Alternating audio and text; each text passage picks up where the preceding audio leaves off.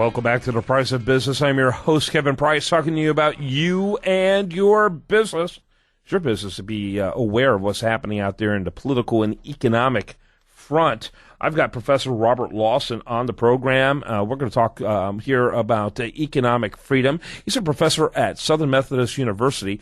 And I keep saying every time we get you on, you got to get your people to contact my people. But I want you on more than once a year. I get you on annually to talk about what's going on here. And so we get, bombarded with requests for people to be on our show. But we don't hear from you until your report comes out. We want to hear from you more often because you always do a great job. Welcome to the program. Yeah, thanks. I think it's the third year we've talked to each other about economic freedom. That's right. Every year, annually, and every year, I know why we don't get you on. You bring worse news than the year before. That's why we don't get you back on. You're That's killing right. me here. Every year it seems like it's worse news. I mean, one of these times maybe it'll be better news, but it's bad again. The United States continues to fall in economic freedom in the way we measure it. And you are an economics professor at SMU. I am. Yeah, I never asked you this before, but every time after you've been on, like a couple of days after, I thought, I'd like to ask him where he kind of leans towards in terms of economic schools. Where do you lean towards economic schools? Well, my formal training's pretty conventional. I went to Florida State for graduate school, and it's your basic PhD in economics. It's kind of Keynesian, I would assume. Oh, sure. You got to take that stuff. It's pretty inside the box. A lot of math.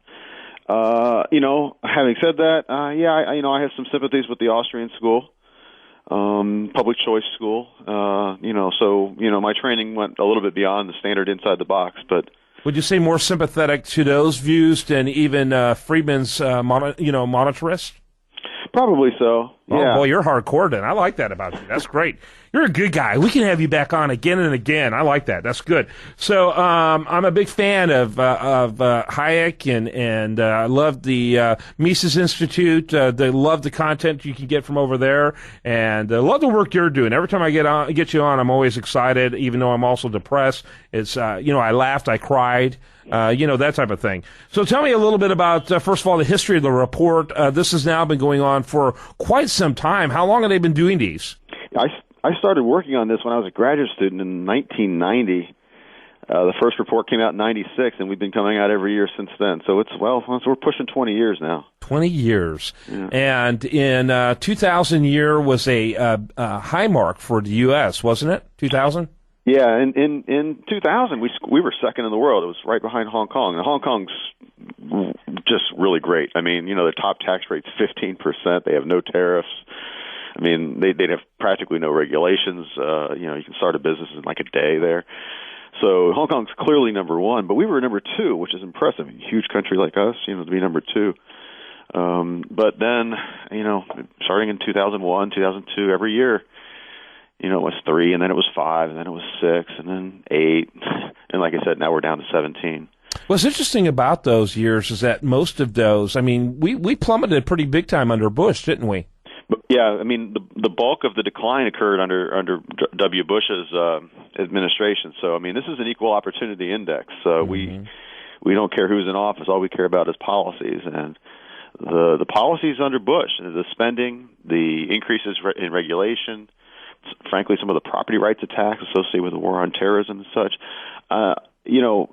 they were under Bush. And obviously, Obama's done nothing to reverse that trend. In fact, he's probably put his foot on the gas pedal a little bit more himself. But, the index, what we find, if we look all around the world, in fact, is that the supposed right-wing governments, the market-friendly governments, in fact, frequently it's the socialist or the left-wing government that actually brings in reforms. And the reason why is, it's this paradox that's existed in politics, for all time. It took an ardent anti-communist like Richard Nixon to open the doors to China. It took a Democrat president like Bill Clinton to end welfare as we know it. There's a certain amount of shock factor that kind of comes with someone like that playing that role, don't you think? Absolutely. My favorite example was Carter in trucking deregulation and laying the groundwork and for airline deregulation. By the way, airline deregulation. Only rich people flew before Carter.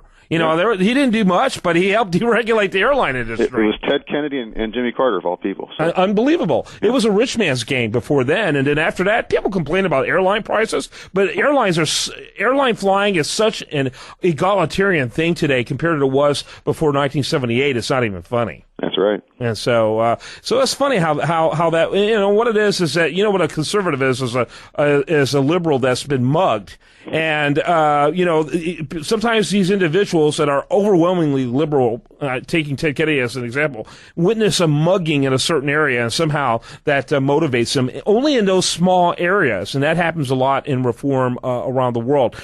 Talk a little bit about the areas that you cover when you assess these countries before we jump into the countries themselves. And by the way, can I keep you for 2 segments? Sure, no problem. Okay. So kind of go over the criteria. Yeah, well, we collect data. We've got like 50 variables in the index, but basically it's how big is the government, how secure is property rights, how secure is money, like inflation, how free is the trade policy, and then we have a whole bunch of measures of regulations, minimum wages, starting a business regulations, different types of bureaucratic red tape type measures. And do you consider the legal environment? We do. In fact, that's the United States is the only one where you can sue people frivolously without any repercussions. That alone kind of puts a bang on us, doesn't it? Yeah, and that's the area of the index that the U.S. has fallen the most, and that's really disturbing. I mean, the bedrock of a market economy is private property. And when people are insecure in their private property and they don't trust the courts, the job of courts is to protect property rights. Mm-hmm. And when people lose faith in the ability, and that's the bedrock, that's the foundation of the market. Everything above it is resting on that foundation. Wow. And that's just give you one number. In one measure that we use called impartial courts, comes from the World Economic Forum. In 2000, we were a 9 out of 10. It just doesn't get better than that. And now it's a 5.6 out of 10. It's just a stunning decline. Wow. In that measurement. How did that happen in such a short time frame? That's it's hard to say. These are some of these things are from surveys, but I can think about 2009 when President Obama told the Chrysler and GM bondholders to jump off a cliff.